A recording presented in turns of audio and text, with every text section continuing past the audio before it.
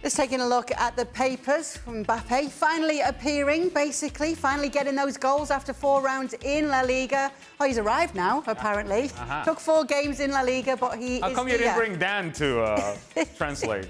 He's so good at it. Yeah, Diario AS and Marca, all the headlines and the pictures with Mbappe on the front of it. But Didier Deschamps has talked about the pressure that his national team player is under. Here it is.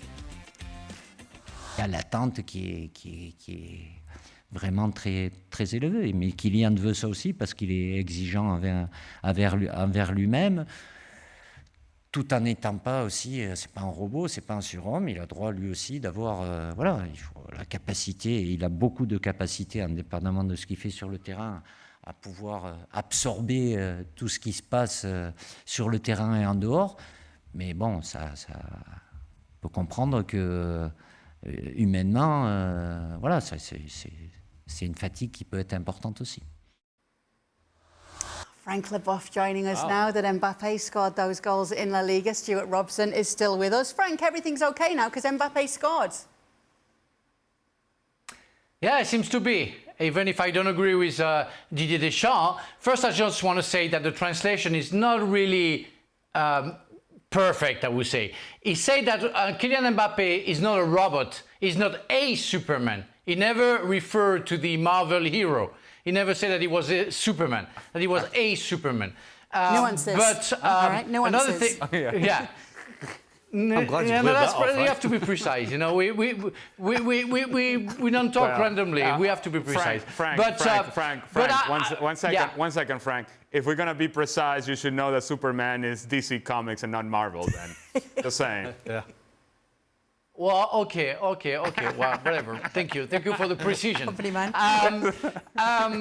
The thing is, I think it's good for his confidence, as Didier explained just before joining the national team, that to come to France, to come back to France and play before playing against Italy, to have scored 2 goals. But when I see Mbappe playing, he's not the Mbappe that I know. I can see that he's powerful, but he's not explosive. Stuart, do you agree with what Frank's saying here? A little bit. I think what happened in the first 2.5 games, he wasn't quite sure where he was going to get the ball. He tried to make a couple of runs over the top and the ball didn't come. Then he was isolated through the middle and Vinicius Junior was out on the left then. So they tried to join him, but he couldn't link up with them. And then in the second half of the third game, he decided, I'm going to go where I want to go and get on the ball. And he went that little bit deeper and found a bit of space and got shots away, then went wide and got a couple of good crosses into the box. And he made things happen in that third game in the second half. And I think he did that in the last game as well. So I think the first 2.5 games, he wasn't quite sure where he was going to get the ball. He wasn't quite sure how he's really going to affect the game. I think that's now coming. And I think after the couple of goals, he will get better and better and have more of an effect on the team. Because there was so much talk. Obviously, we know what it's like in Madrid. We know what it's like with the Spanish press. But there was so much talk about these goals not coming. Now the goals have come. But with Deschamps saying that, does it take its toll? Does it take its pressure? And the player does let it get into their psyche? Well, the player shouldn't let it get into his psyche because, oh, by the way, you are Kylian Mbappe. And let me just tell you, he's in a different category altogether. He's in a next level category. And then that next level category, they are unrealistic expectations put on those players. Think of Lionel Messi.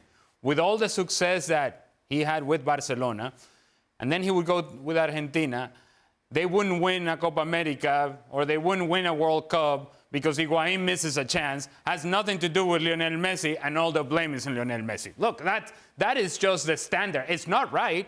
I'm not saying that this is something that we should all get behind, but that's the reality of being a player at that level. If you're going to be Messi, if you're going to be Ronaldo, if you're going to be Kylian Mbappe, you're going to get all the attention. And so when you do score the goals, people are going to go crazy because you are Mbappe. And when you don't score the goals, people are going to go crazy because you're not, because you're killing Mbappe. He should actually take this as a compliment. The fact that there is this amount of attention on him is because he's warranted that attention given his performances. Now, to the point that Stewie was making, in that, yeah, I agree that he was trying to find what his role was.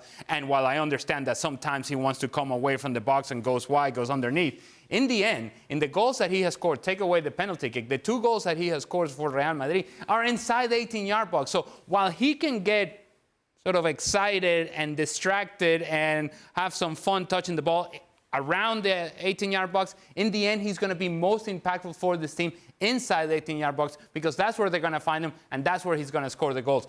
So he cannot forget that scoring the goals is going to come from his movement inside the 18-yard box. We talked about it, didn't we, the other day, Stevie, where you could see even some moments before he scored these goals where you could see that there was some anxiousness from the player. But what a difference a couple of goals can make. Well, it should make. You know, we're not talking about a novice here. No, as the boys are saying, we're talking about a guy who's up there. And he has to prove now that mentally he can handle Real Madrid. Because it's a different ballgame being a PSG in Liga to the expectation and the place that is Real Madrid. He's got to show that he's capable of getting over that. And again, he did score 2 goals, but let's wait until the next time he comes on the field. Let's see if that angst has disappeared. Because until he got the first goal, he was still doing the, I wouldn't say a kid-like, but some of the shots that he took that were just not on were of a good player, but not a player who's an elite player. You know, try to shoot through 3 players to score a goal. Try to shoot from angles that just are not on. Instead of getting your head up, using the 3 players that are closing you down to play somebody else in. You know, that's what a guy learning his trade is doing. Taking shots when they're not on. Not an elite Kylian Mbappe, who's on 100 million a year, who's not a kid, who's had 5-6 seasons, is a World Cup winner. You know, I don't have a lot of sympathy for him. Because at this stage of his career, what he's been through, where he is, what he's supposed to be doing, he shouldn't be doing the things that he's been doing, regardless of where they got those 2 goals. So I certainly hope that he has gotten over that little angst that maybe was causing him to take all those shots that weren't on, just as an example. Let's see in the next couple of games. Because Kylian Mbappe shouldn't be doing what he's been doing over these 3 games. Shouldn't be. What do you think, Frank? Will we see that explosive Kylian Mbappe that we know in these next games that are coming up after the international break? Well, obviously, I think he needs to find his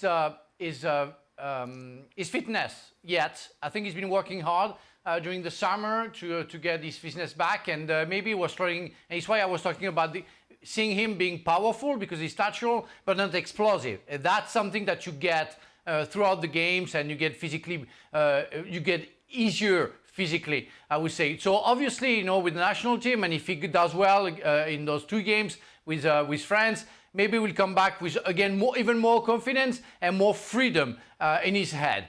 I'm totally agree with Stevie. I think it's all about, you know, making the right choices, not forcing to score a goal. It will come because it always come. It always came, sorry. It always been like that with him. So don't force it, and it naturally will come. You will find the chemistry and the automatism with your teammates. It's what they have to find. It's really lacking that at Real Madrid right now, everywhere on the field, not only for the front line. But when they're going to find that, they're going to be unstoppable. And Mbappe is going to be also unstoppable. Frank, you're a little bit upset that we weren't seeing Mbappe on the front pages in Spain. You've just seen the papers there. Are you happy now?